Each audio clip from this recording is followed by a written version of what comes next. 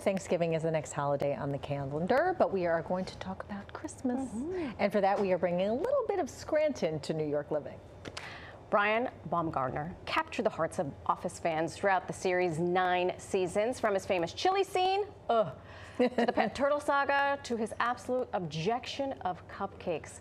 Kevin was always there to give us a laugh.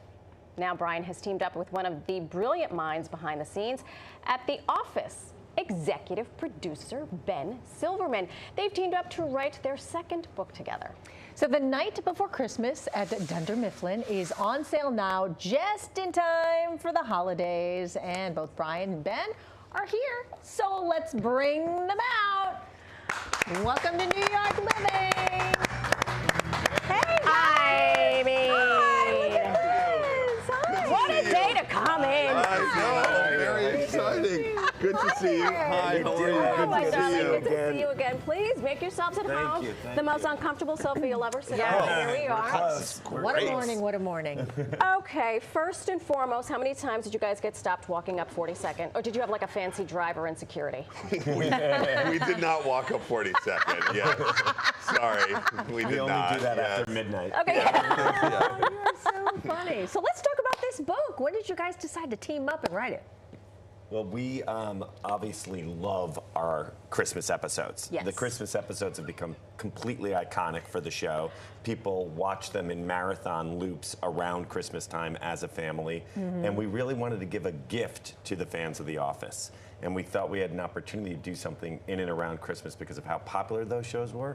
And we were able to really use a lot of the little nuggets that you see within those episodes in the book itself as well. Now, I am one of those families that will watch it on loop. Yeah. Thank Just you. to listen to Thank it. you. I mean, because listen, I don't care what creed, religion. I mean, half of my family is Jewish and we'll still watch it. Yeah. If you're not a fan, and we are obviously fans of The Office, are you still in on the joke if you're...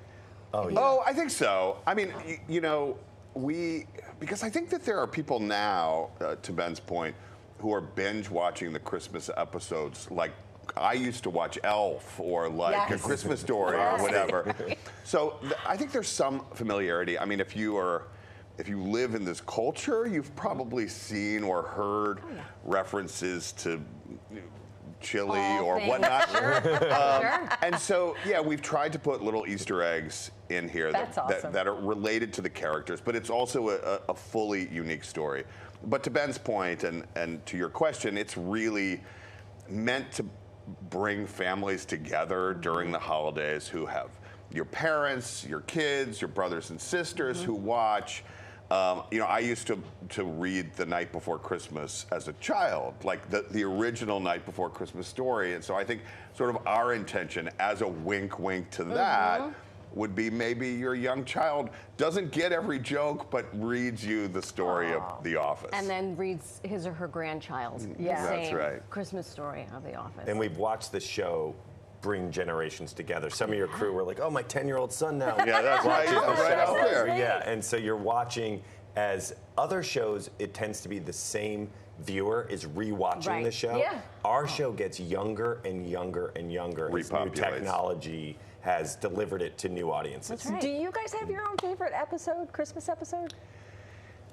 Well, I mean, for me, I think Secret Santa, where Kevin sits on Santa's lap, has gotten a lot of attention over the years. Can never unsee it. Can never unsee it. Exactly. But I think for me, a lot of it for me was about what was going on outside of the specific episode. So the very first Christmas episode, Christmas Party, a lot of people who may have watched on streaming, Netflix, Peacock, or whatever, don't know that didn't launch the show, but that episode sort of launched the success of the show. It was from that episode. It was our biggest audience since the premiere, and really from there is when we took off. Yankee swap. Exactly. So Ben, folks may not realize that you were working behind the scenes.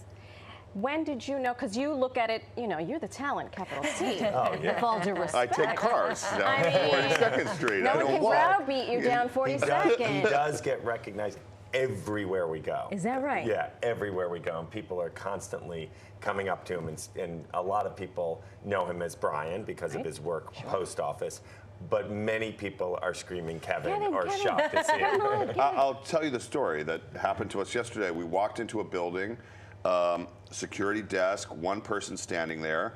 We walk in, the person turns around, and she starts crying. Aww. And she's wearing a Poor Richard's Pub sweatshirt, No, which sir. was the bar that our employees used to go That was to. your watering And so hole. I still, in my brain, I'm like, oh, she's the person who's meeting us down in the lobby. And then realized, no, she was just happened to be there, happened to be wearing this sweatshirt, and I happened to walk in right behind her. So those kind of things are really special for both of us. Did you take a selfie with her?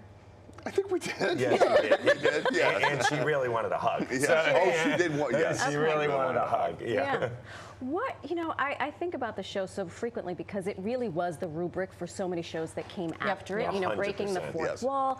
There are times in my own professional life where I look around and I'm like, am I in an episode of The Office right now? And I'm the only person I've only been here like 15 minutes. I get it. Here, I'm like hanging around here. I get it. They're having breakfast that is not like a breakfast outside. Yes. It permeates the hall. I saw Creed hanging out over there. Yeah. It's a whole thing. Did you know this was the magic? When you were in it? When we were putting the show together and this murderer's row of a cast, I mean, think of how many stars have come from the show. We've got superhero characters. We've got Oscar winners. We've got, pitchmen for Pizza Hut. We have every kind of version of a star came out of this show. And as we were putting it together and sitting on the set and starting to laugh ourselves, and we did that Diversity Day episode, and we're like, are we gonna all be fired? Like, are we really pulling this off? And the funniness, the true laugh out loud funniness of that show versus the canned laughter of the multi-camera sitcom that came before it, and that you were expected to kind of fake laugh as somebody would walk on stage, and it just grounded it, but it was confusing for people. They're like, is this a real show? Is this a documentary? What's going on here? But it really was around our Christmas episode that we took off, and that we kind of looked around, and a couple months later realized, oh, we got something. This is it. This is the juice. Let's get a reunion going. Come on. We'll Well, congratulations on all the things. Thank you so much. Thank you for spending time with us. Thank Good you. luck with the book. Yeah. Thank you so much. Really appreciate it. This is, you guys Give it are to each other. talented. Yeah. So pick up a copy of The Night Before Christmas at Dunder Mifflin, wherever you buy books.